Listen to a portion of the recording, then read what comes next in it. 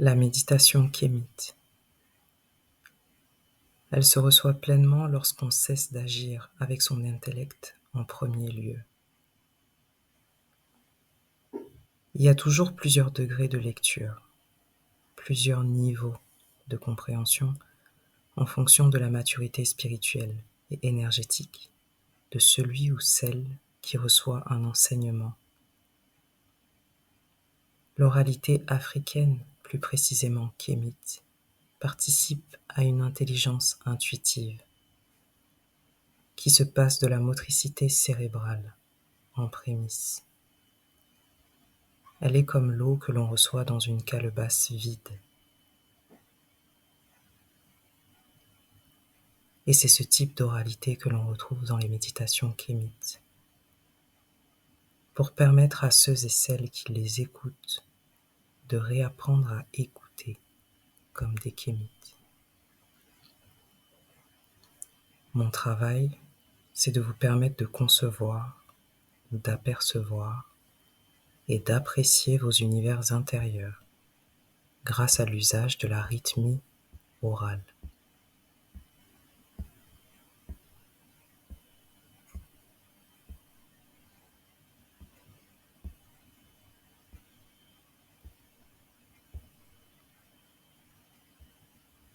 Des paroles et des gestes.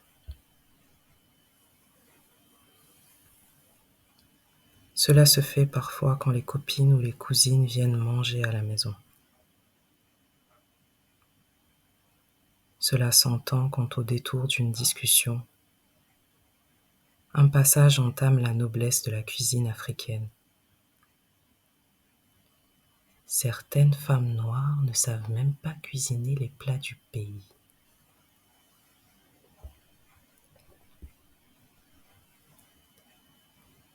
Ma sœur, nos lignées ont élaboré des intuitions culinaires, principalement en sachant honorer le meilleur de ce que la nature environnante avait à leur offrir.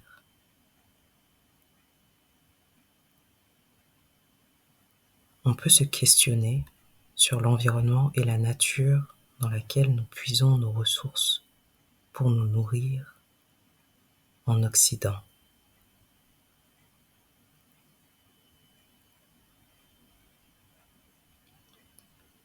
Ma sœur, tu es une femme noire et l'Afrique ne dort pas en toi.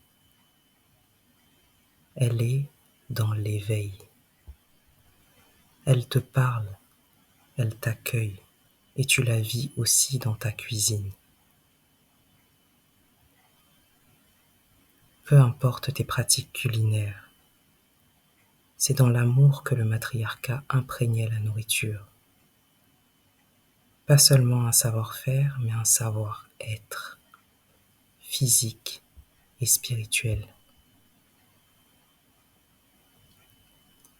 Amour et respect pour les aliments sains que tu utilises, pour la danse que tu danses quand tu prépares, pour le plaisir et la joie que tu éprouves quand tu mélanges, pour ton alignement avec les besoins de ton corps et des corps qui t'entourent. Tu es l'utérus.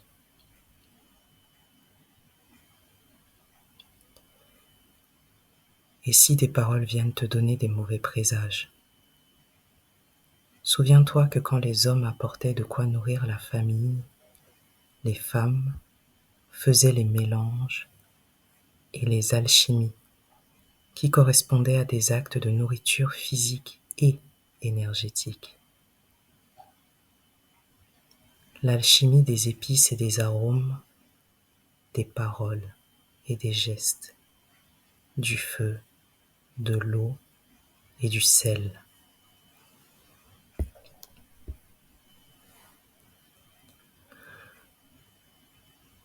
Protège tes créativités. Protège-toi des schémas répétitifs et destructeurs. Protège-toi de l'humiliation. Protège-toi de la jalousie et de la rancœur. Tu es belle, ma sœur, et ton savoir est protégé dans tes gènes. Tu es alchimiste et cosmique quand tu prépares tes mélanges. Sois aligné. Tu es l'amour.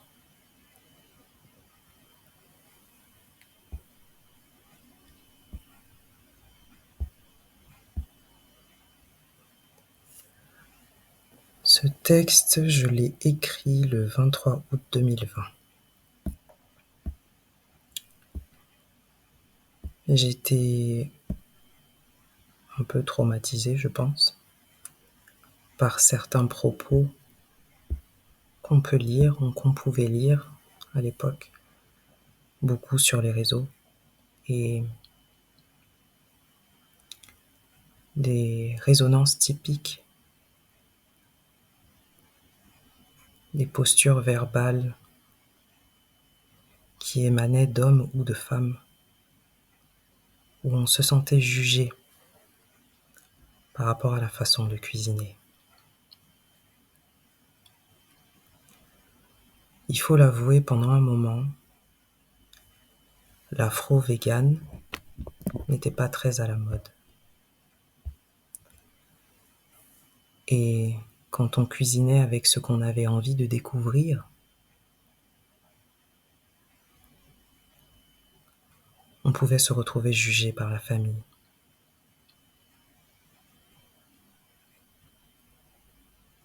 J'ai vu ces postures verbales créer des blessures profondes dans la psyché de certaines femmes noires. Et je me suis remise à ma place, moi-même, de femme noire, et je me suis posé la question: qu'est-ce que c'est la cuisine pour nous en fait? Qu'est-ce que ça représente? Au-delà du fait de nourrir les enfants, qu'est-ce qu'on fait quand on mélange? Vu que je suis créatrice d'encens, j'ai pris conscience du nombre de choses qui passaient de mes placards de la cuisine à ma table de composition.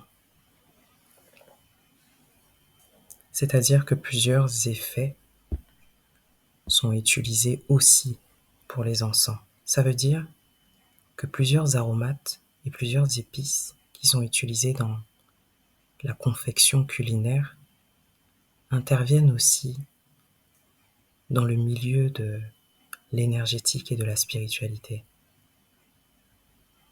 Et tout a pris son sens. Je me suis dit que c'était important de redonner de la valeur à l'acte de cuisiner.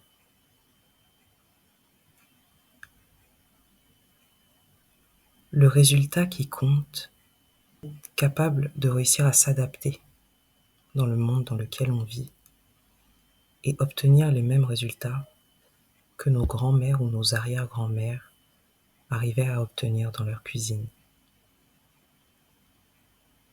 Et le résultat, c'est pas que l'odeur, c'est l'effet qu'il produit. Le résultat, c'est pas que le goût, c'est la force qu'elle amène.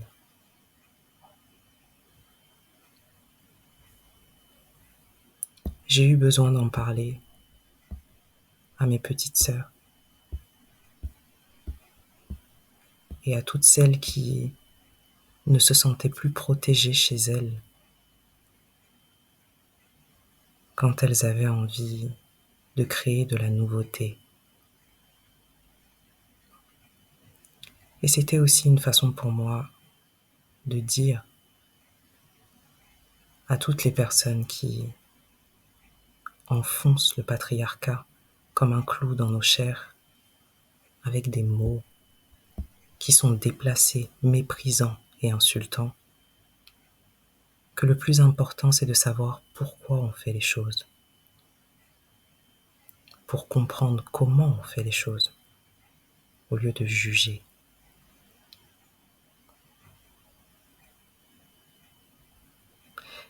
Et que le tofu, cuisiné avec du sumbala, c'est délicieux. Voilà. C'est tout pour aujourd'hui.